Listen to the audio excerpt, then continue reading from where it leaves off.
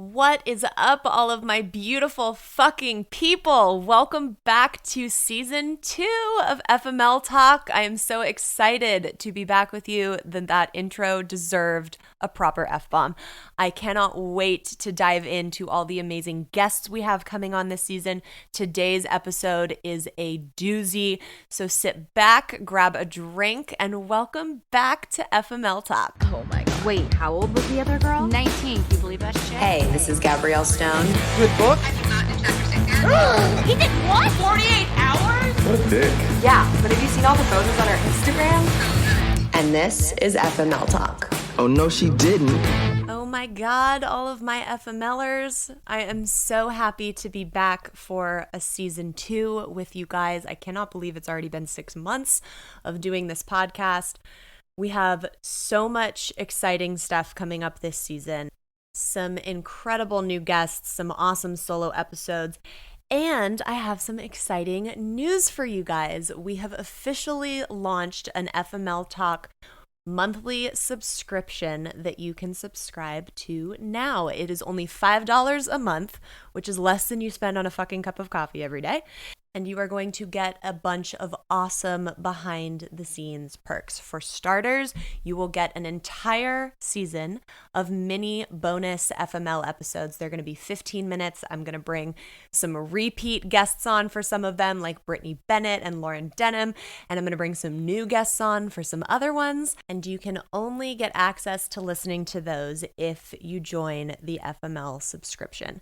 Apart from the mini bonus episodes, you will also have access to the private FML Talk Facebook group, where you will get daily journal prompts and self-love practices. You will get to chat with me and meet and interact with all of the other FMLers that are in the group. It's going to be an awesome new community for all of my badass women. And men. I know we have some male listeners, so maybe a couple awesome guys will be jumping in the Facebook group with us too. We know we love a good fucking emotionally intelligent man. And last but certainly not least, when you join the subscription, you will also be getting a 10% discount on all the FML merch. On the old stuff, the new stuff that's coming eventually, you will always have a 10% code to order whatever merch your heart desires. I wanted to make sure it was affordable and accessible to everybody to join this little secret society of FMLers. So if you want to sign up for that, you go to Patreon/FML Talk. We will send you the invite to the private Facebook group, your discount code for the merch, and how you can access all of the little mini bonus episodes, which I've already started recording, and they're so much freaking fun. I cannot wait for you guys to hear them and connect with all of you. And today, guys, we have a freaking doozy of an interview. And I promise you, however you think this story is going to end, you have no freaking idea. We recorded this episode back in January, and the turn of events, guys, is unbelievable. I won't ruin it before we get to the end of this episode, but it's pretty freaking juicy. So I first came to know of Brittany Jade when I found her on TikTok, and her story, guys, is really rough and really intense. So when we sat down to do this interview, I didn't really know what all we were getting into. All I knew was that she is a recovered drug addict and a recovered alcoholic.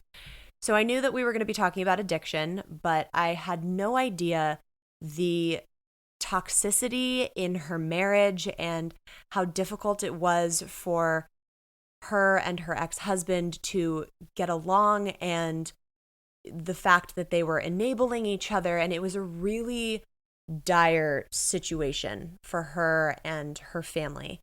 And we talk about the custody battle that she went through with her 3 beautiful kids and how difficult it was for her to really put herself first and get sober. So there's a lot of intensity in this interview. Again, we shot it back in January, and a few months after we did this, she announced something that totally fucking shocked everyone. And I will let you know what that is at the end of the episode. So without further ado, let's get into it. Brittany Jade, welcome to FML Talk, girl. Hi. It's so good to have you here. I can't wait to get into your crazy story. I found you on TikTok, like a lot of the world is doing right now. Yep. When did you start making videos and when did they start blowing up? So I started TikTok in June. So what is that, like 8 months ago? It seems like years ago in 2020, but Right? Yes. Pretty much the same time everyone else started, Yeah. like around that time during quarantine. And they were just for like fun at the time, just like, little silly dances for a couple weeks. And then I shared a 15-second video about my divorce and pretty much just announcing for the first time, like, this is my new journey as a single mom. It was a 15-second video and it went viral.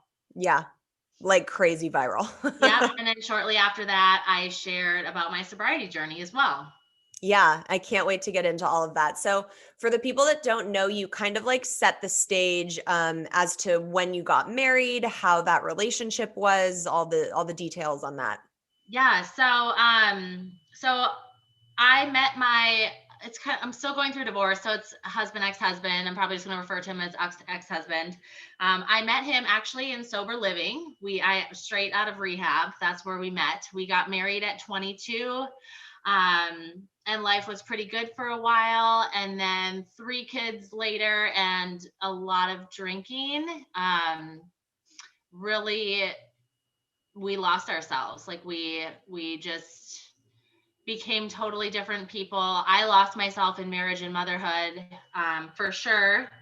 And it was about 2 years ago was when I was really, really unhappy. And I thought I thought I had depression or something, and I needed to be diagnosed with something. And through this all, my husband is telling me that I need some magic pill. And that's what he kept saying. So I kept going to doctor after doctor and therapist after therapist. And that's when I first was introduced to basically all these red flags and toxic behaviors that were going on in our marriage. I had no idea were so unhealthy. Right.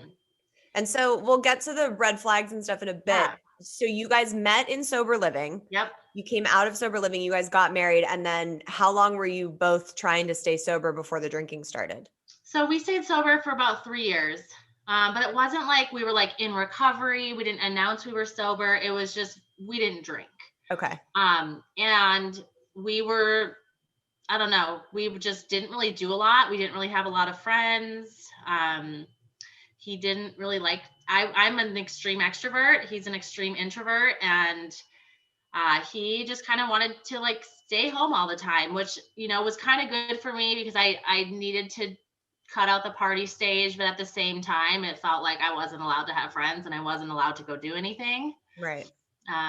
So yeah, we stayed sober for 3 years.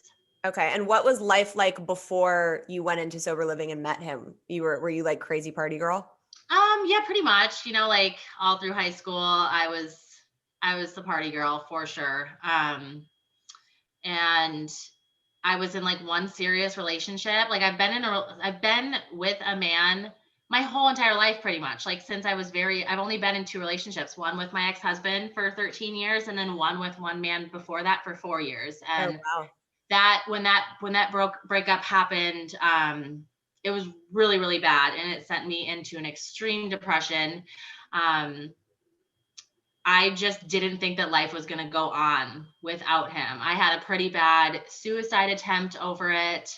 And that's when I started like using drugs and alcohol even worse. Like that's when I was 19. And then at 19, I actually went to rehab twice and then met my ex-husband in sober living. Okay. So then you guys meet, you get married, you have 3 kids. Mm-hmm. And then when do the cracks start to show and what are the red flags that you now realize you were ignoring? Yeah. So, the second time I got pregnant, it ended up being twins. So we went from one child to 3.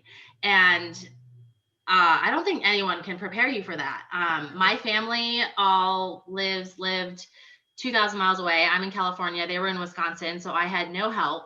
And I pretty much started drinking shortly after they were born. They were born 6 weeks early. So they were extremely colicky.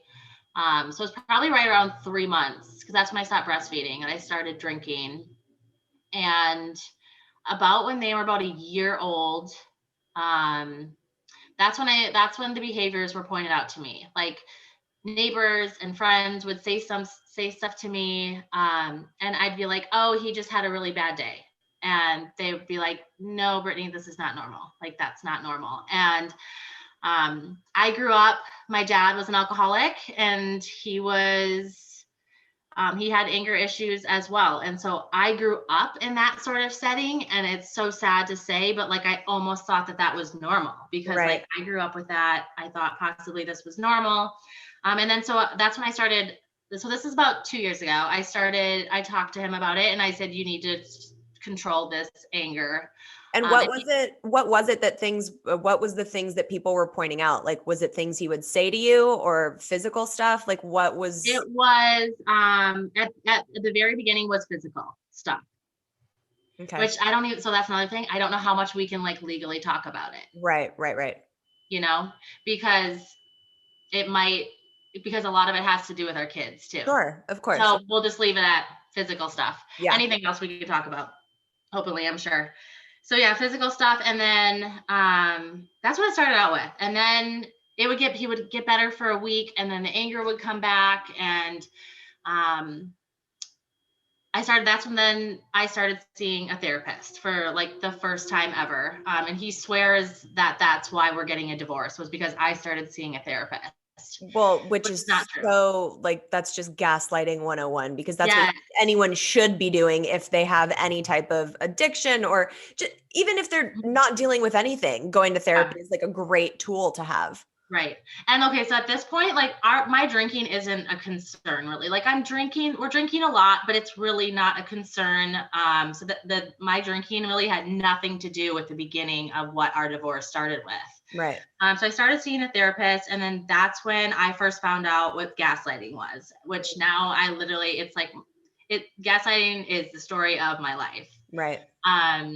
And that's when I found out what narcissism was. That's when I found out that domestic violence can be more forms of abuse than just physical. It can be emotional, mental, psychological, financial. Yep. And that's when I first found out about that. You know, I had a journal. I was writing in every day to keep track of just what was being said and done to me. Because I think when you're going through all that, it's easy to forget, like, and not really pay attention. And it's so crazy because when you're used to it happening to you, you don't really realize how bad it probably is. Oh, 100%. I mean, my ex-husband, it wasn't until I left that relationship and wrote a fucking book about it that I was like, oh, he was a total narcissist. Like, I was completely trapped in this relationship with someone that was 100% gaslighting me all the time and making me feel bad about shit that I should have been doing. Right. Yeah. Mm-hmm. Exactly. So yeah, I started talking to a therapist, and then, so this is the summer of 2019. I talked to him about possibly separating. And I said, like, he would never leave the house. His whole family lives here. I'm like, can you just go stay with your dad for a little bit? But no, it was his house. He wasn't going to leave. And so I ended up taking the kids with me back to Wisconsin for a month so we could have some time apart, because we needed that. And I told him during that time that I was possibly thinking about divorce, was going to do a little bit of research in it.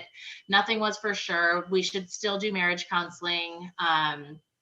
And was he open to that? Was he like, yeah, no. Sure, let's go to counseling?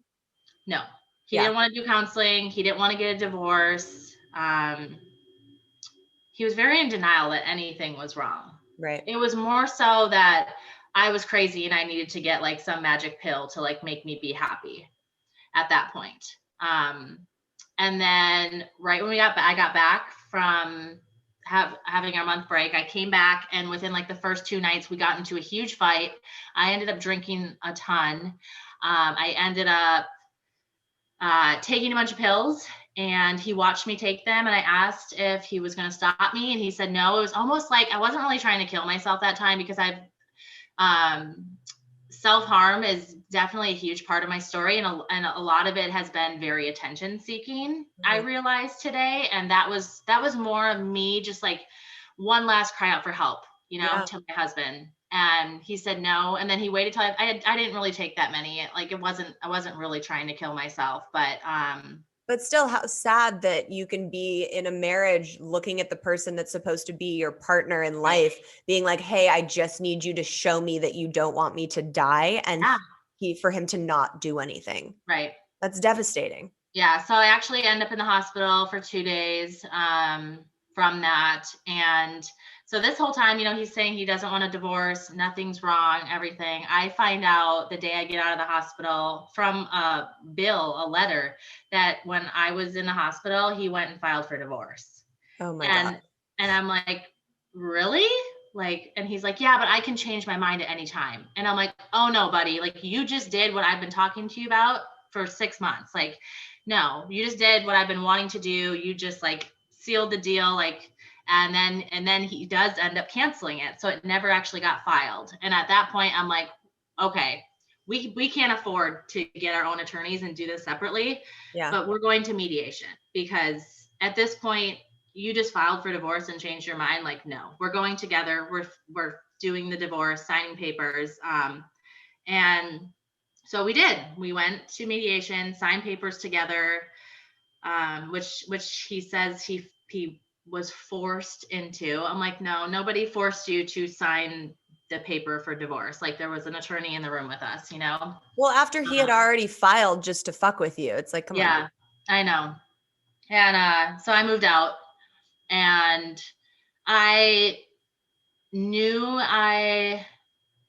out, and I knew I needed to stay sober. My mom actually came out. So he had convinced my own mom that I was crazy. And so my mom took a month off of her job and came out here to help me with my mental health. Like, that's why she came out here. And within the first week, she saw how he was treating me. It would be like, get the F out of the house, and then he'd call me 2 hours later and be like, I'm so sorry, please come home. It was very, very erratic behavior on his part. And that's when I moved out. She's like, oh no, Brittany, like, I'm so sorry. I didn't realize you were going through all this. Like, we're getting you a place, we're moving you out, and let's do this. So I moved out, and my drinking was it was concerning at the time. I knew I needed to stop. So I tried really hard to quit on my own. And I think a lot of people thought I was, but deep down, I really wasn't. I was still drinking here and there. And then when my mom went back to Wisconsin after she helped me move out and everything, that's when I realized all of a sudden, wow, I am free. I am this free woman finally, after being in this controlling marriage for so long, and I'm going to live my life how I want to live my life. And that consisted of me drinking like crazy and partying and the dating apps and meeting men. And it was only about a month of that, before it like really. Yeah. And how old were you at the time now? So this was 2 years ago. So I was 29. Okay. Mm-hmm. Yep. And yeah, so then it actually became pretty concerning to the point where I knew I needed to get sober. And so I agreed to give up temporary custody of my kids to him for 30 days so I could get sober. And so all I had to do was get sober for 30 days. That's it. And I couldn't do it. And the day I was supposed to get custody back of them, he took me to court on an ex parte. I was not served papers, so I didn't know what I was going into. I didn't know what he was ordering, and I showed up there, and basically the judge was like, the judge said, okay, it's granted. And I was like, Your Honor, I just want to make sure, like, we're going back to our original schedule. Me thinking the schedule we had before I gave up temporary custody, which was a 50-50 schedule. And the judge goes, yes, what was ordered? And I was like, okay. I walked out of that courtroom thinking everything was fine. Called my mom even. I'm like, Mom, I did it. Like, he's fine. He had his whole family there, an attorney with him, everything. I'm just there by myself. And then I look at a paper and it says supervised and unsupervised visits. And that's when I realized I had, just lost custody of my 3 kids. Yeah. And it's like a blur from there. I honestly, it's so crazy. So I lost custody of my kids because of my alcoholism. And you think that would be enough for someone to get sober and quit. And the first thing I did after that was I went and picked up a drink. And I was gonna ask if did you go to court intoxicated? No, but I wasn't intoxicated that morning. I probably still had some alcohol in me from the night before though. Right.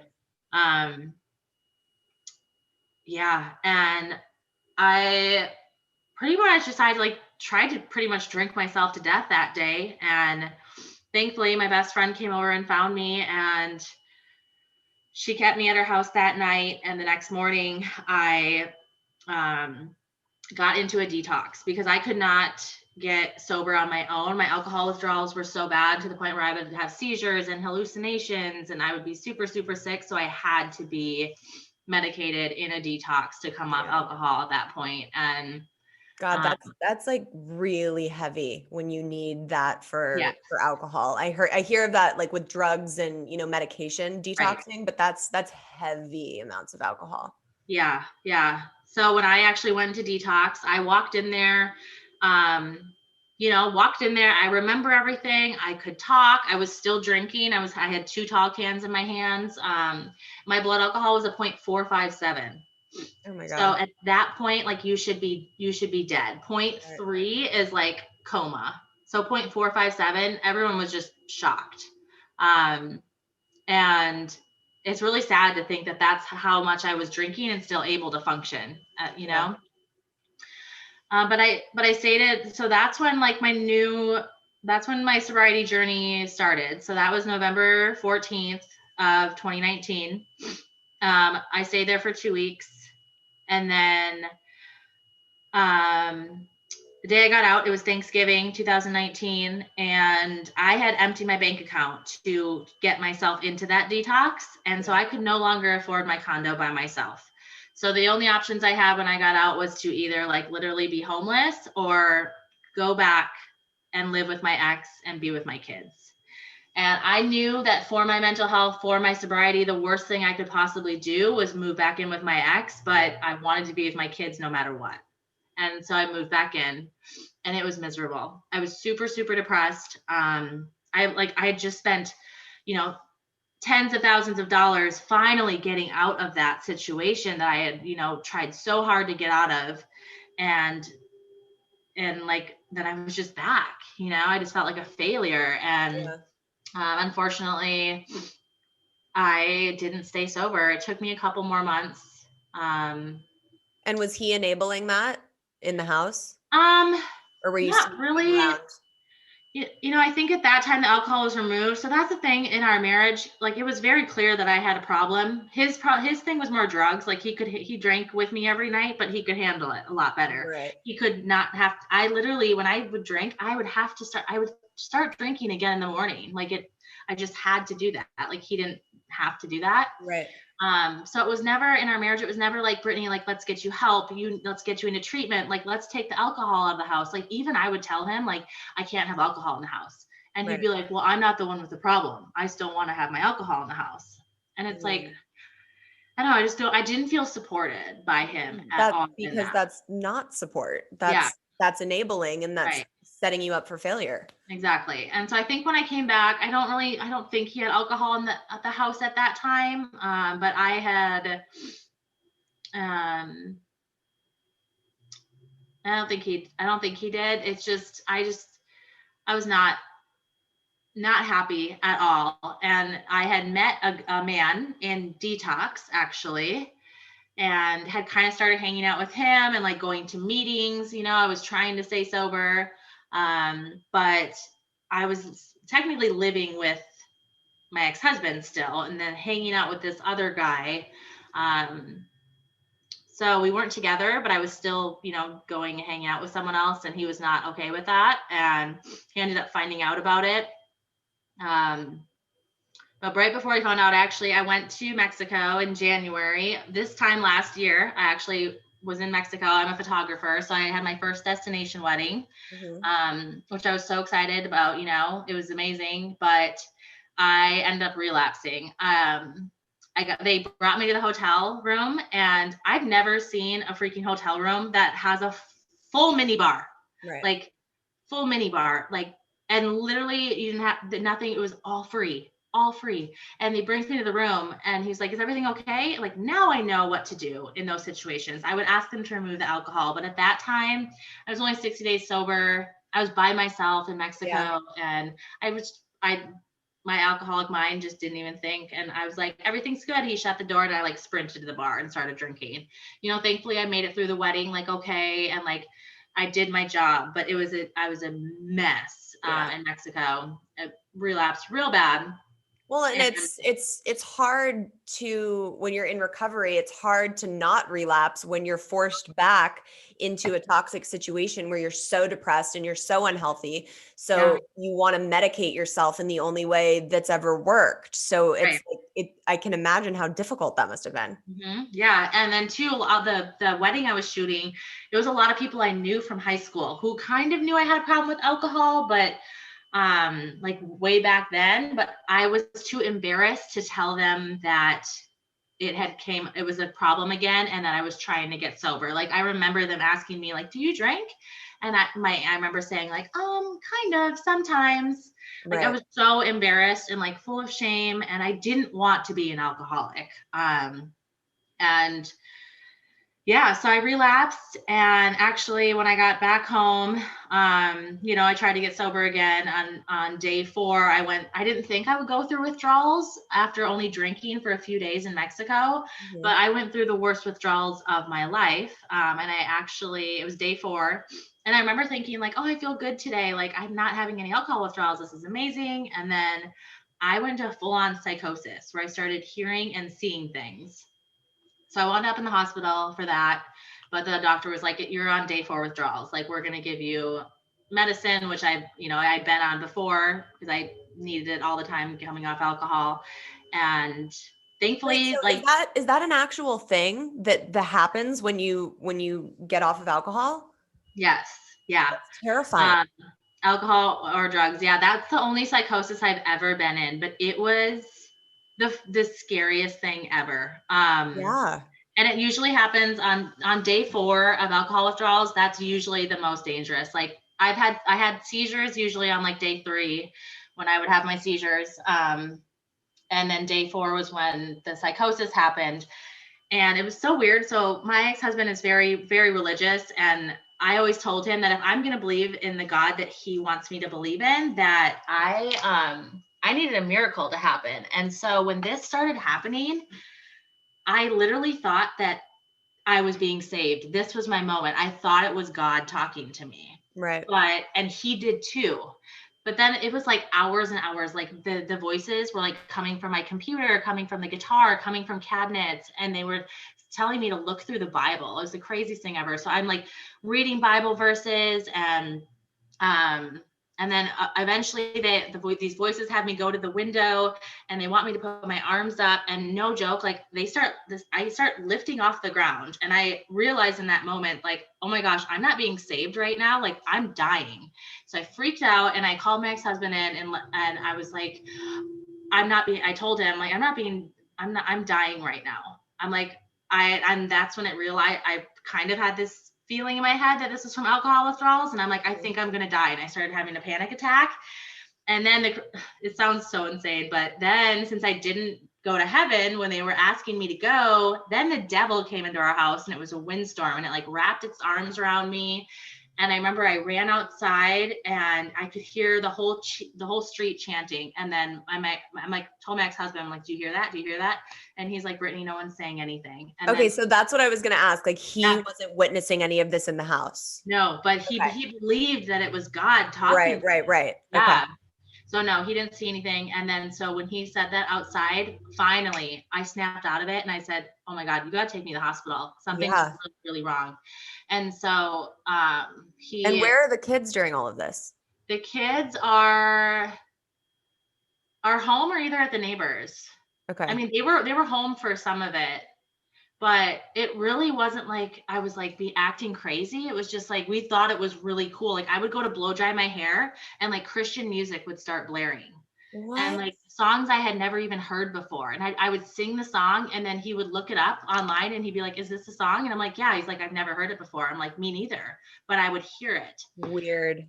I know. And so he dropped me off at the hospital and that's when, and I literally, like, he didn't come in with me even, he just dropped me off. And Oh my God.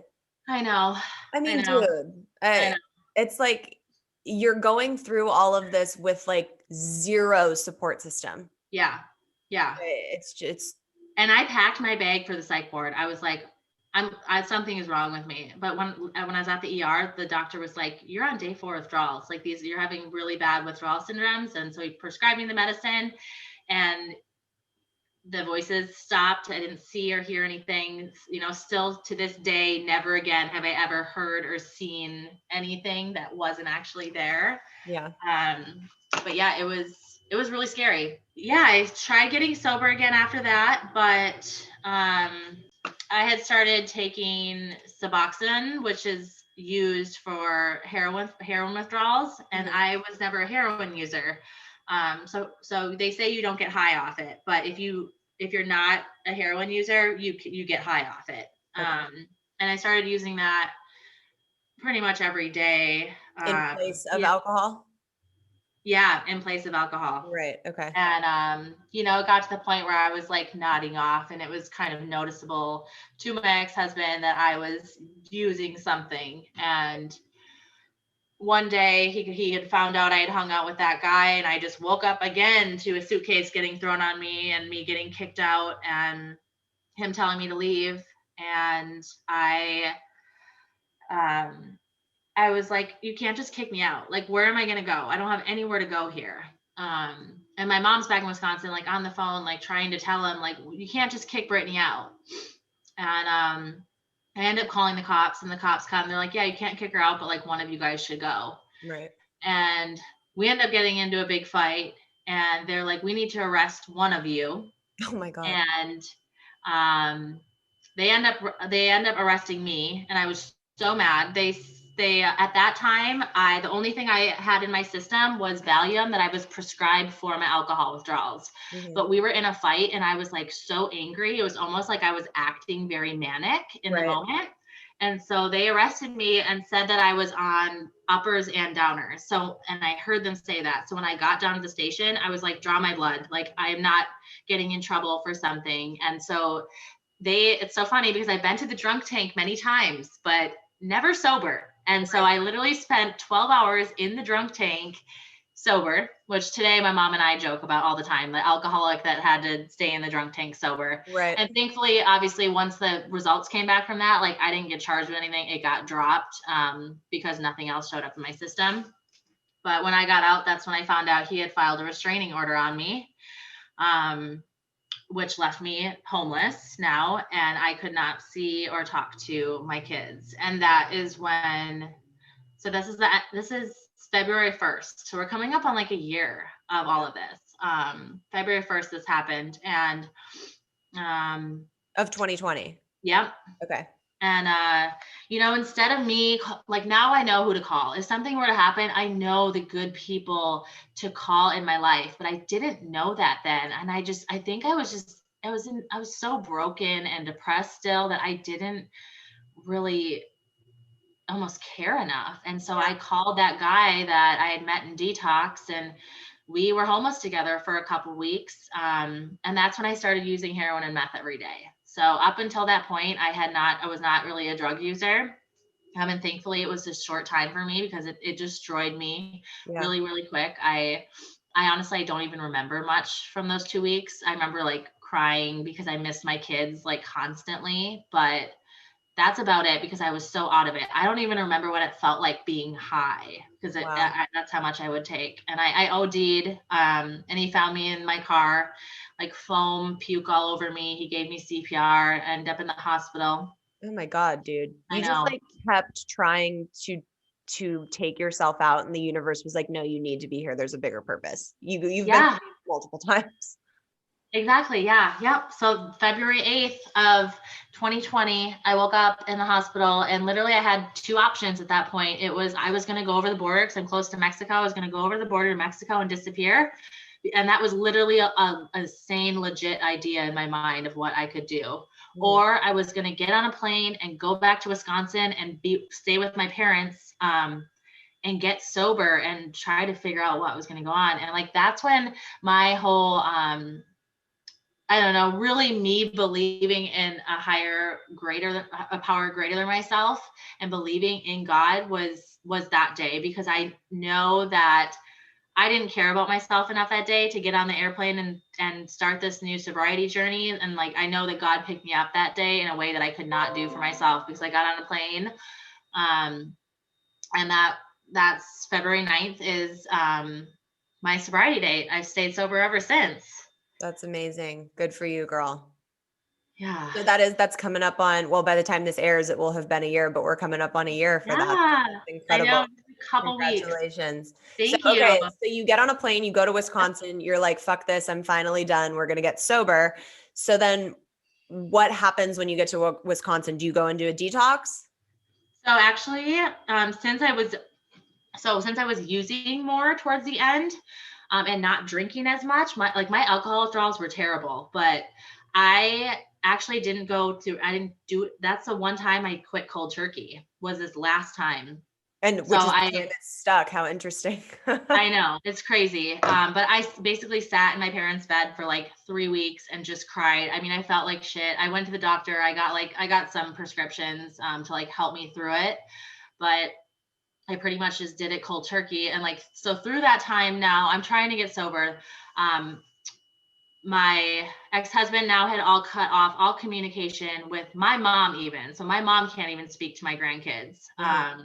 Which that for her was a huge turning point in realizing what type of person he was and what she had done nothing wrong. No, nothing. Like why would those ties be severed? Yeah. Mm-hmm. And so yeah, through that time, we're now all of a sudden we need to find an attorney, at this point, because the restraining orders on me, and a lot of the attorneys we called, they said that, no joke, realistically, it could be 3 to 5 years before I saw my kids again. So the restraining order was placed on me because of something someone else said. That guy who I was out with, homeless, had said that he wanted to have my ex-husband killed. And I told my ex-husband out of concern for him. Oh, because you thought he was legitimately serious. Yeah. And I told him out of concern, and he put the restraining order on me instead of him. So I wasn't in a good place. I shouldn't have been seeing my kids either, but at the same time, in that moment, I don't know, still this day, I think it should have been on him. But so that's why a lot of attorneys were like, it could be 3 to 5 years before you saw your kids again. And that was so hard. I was like, sober, but like withdrawing off drugs and alcohol still. And like trying to I remember telling my mom, like, Mom, I can't, no way. I can't do 3 to 5 years. And she's like, Brittany, people go away like to the military. And I'm like, Mom, I can't. How old were the kids at the time? So my boys were 3 and my daughter was 6. So she actually turned 7 during this time. So I missed her 7th birthday last year, which, like, my kids are my whole life. I've been a stay-at-home mom. And like their birthdays I like go all out. I had already planned her whole birthday. I had bought everything for her party. And so, yeah, I had to miss her birthday. I couldn't even call her and say happy birthday. I actually,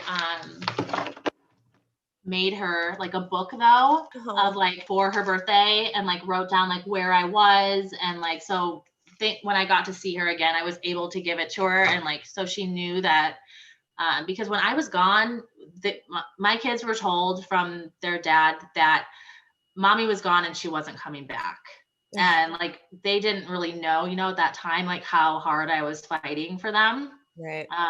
So we ended up having a court date. It was 28 days from when the restraining order started. So it was 28 days without me seeing or talking to my kids, which is the longest. I wouldn't ever wish that on any parent to have to go through. It was so hard. Yeah. But thankfully I showed up in court, and at that point I had done everything possible I could have done. I was getting drug tested daily. I had bought breathalyzers. I was proving my sobriety. I had seen a psychiatrist and a doctor. I was proving my sanity.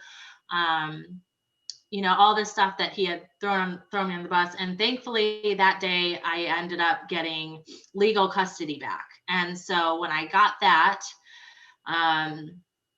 then it was, and I got to see my kids that day, which was amazing. We drove straight from the courthouse, like, to my daughter's school. And it was crazy. I have a video of it that I've shared in some of my TikToks. But like, she was shocked to see me, because it's almost like she didn't even look excited, because she was so shocked, because she didn't think she would see me again. And didn't understand where you had gone or why. So it was probably really confusing. And it was almost like she was scared, because it was put off to like that mommy was like this terrible person. Yeah. Oh God, that must've been so hard. I know, it really was. And like, thankfully, I have my mom by my side through this the whole time. And she's been really, really supportive for me. Because like, yes, I'm an alcoholic, my drinking was terrible. But like, I'm not a bad person, and I'm not a bad mom, and, so yeah, I got to see my kids that day. And then all of a sudden it was like, well, Mom, like, where am I? I don't have any money. Where am I? I have no money. He got to keep everything from the house, everything inside it. I had nothing. And I was like, they're not going to give me my kids back if I don't have a place to live. And so she actually just stayed out here with me. And we got a place together, and she quit her job. Her and my dad are still married. She left my dad back there, and she stayed and left everything to start this new life here with me. Mom for the win. That sounds I like know what my mom would have done. Yeah. It's like, honestly, it's like, oh, it's so hard being 30 years old and living with your mom again. But like, oh my gosh, that's the amount of things that this woman has done for me. Like, I'm so, so, so grateful. So when you got legal custody back that day, was it full custody or back to 50-50? It was, it wasn't even, I still could only do supervised visits. Okay. I had legal custody, but he still had physical custody. So at that time, I only got supervised visits back.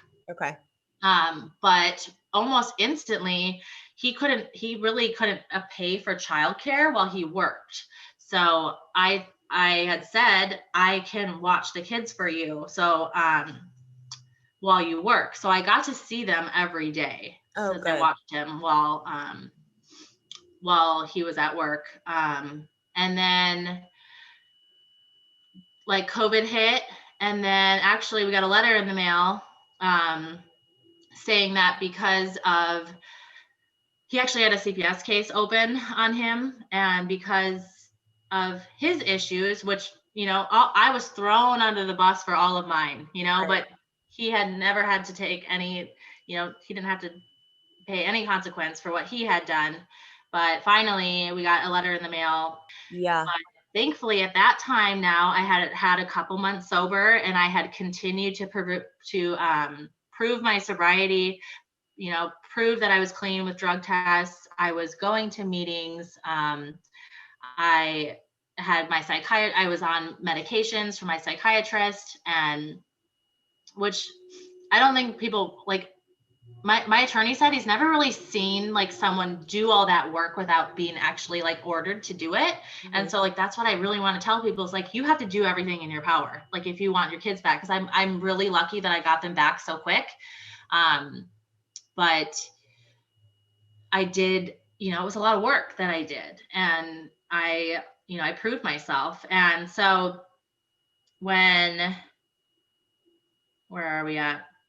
So we got the letter, and thankfully I had enough, our attorneys were like, no, like you guys are good now at this point. They're not going to have to go into foster care, but like it was close. It Yeah. was really close. It's like a big wake up call. Yeah. And then I got physical custody back after that. And I was still watching them though for end of the day. So I had them about 80-90% of the time. Right. And then just actually a few months ago. And then, yeah, so then I like began my life trying to figure out who I was without alcohol. That was really hard for me because I only knew myself. I've always been a really fun, friendly person. But like alcohol made me be that person. Right. And which also turned me into a complete monster. But not a lot of people got to see that because I wasn't the one that like when like a lot of my friends honestly didn't even know that I had a problem because I was like an at-home drinker. I didn't go out and do stuff, you know. Yeah. And so I just kind of started getting my life together and figuring out who I was. I found AA, I met new friends, I started, you know, going to therapy. I started trying to figure out how I was going to even like myself at that point. And being able to forgive myself was a huge step in that. And part of me doing that, part of me forgiving myself was owning up to my actions. And I'm not saying like everyone has to do what I did, but this time around, I just announced it to social media. Like, I'm an alcoholic. I have a problem because I needed to be held accountable, you know? And I couldn't lie. I was embarrassed and I was full of shame, but at the same time, I knew I had to do it. At that point, a lot of people knew something was up because I was back in Wisconsin and yeah. And so now today, what's your dynamic like with your ex-husband? Yeah. So we went no contact for 6 months. We had to do that. We were court ordered to speak through a messaging system. Oh, wow. Because it was bad. It was bad. We were very angry at each other. And, you know, I talked about that a lot in a lot of my TikTok videos were about him, about narcissism, about domestic violence, just about the things he said and did to me, even just through that time in those 6 months. But today, finally, actually on Thanksgiving, we just had a conversation and we're like, we can't do this. Like, our kids deserve to have two parents that can get along, you know, no matter what. Like, our kids were so confused. And so we actually started talking again. And like, it's crazy, just in a couple months today, like, we're friends and we get along. And we're really trying our best to be able to co-parent for the sake of our kids. And, you know, it's really like opened my eyes a lot to, so I've discussed with him now about this whole gaslighting thing. And it's so funny, you know, I'm like, gaslighting was destroying my life. And like what you were saying to me, you calling me crazy, you telling me I needed this magic pill. And he's like, what even is gaslighting? So he had no, you know, I don't think he internally really meant to do it to gain control, but it's what happened, you know. He didn't really realize that that's what it was going on. And so like today, like, you know, he's starting therapy now, you know, to work on all this. It's been really hard for me to, he doesn't like labels at all. He has a really hard time with labels. Like when I talk to him about being narcissistic, you know, or being abusive, he doesn't like the labels. And I'm like, can you imagine how I feel? I don't want to be called an alcoholic, you know, but I am.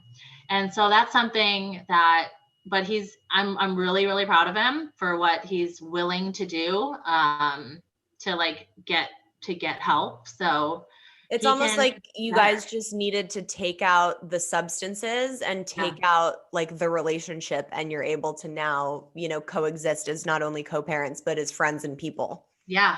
Yeah, exactly. That's incredible. If you had to tell people that are struggling with substance abuse, like one thing or one piece of advice for them to take with them, what would it be? I think the hardest thing for me was asking for help. I feel like I did a lot of things to cry out for help, but asking for help was so hard for me. And so just to know that it's okay to ask for help, you you need to ask for help, and because we don't do this on our own. You know, I didn't do this. There are so many people out there that can help you.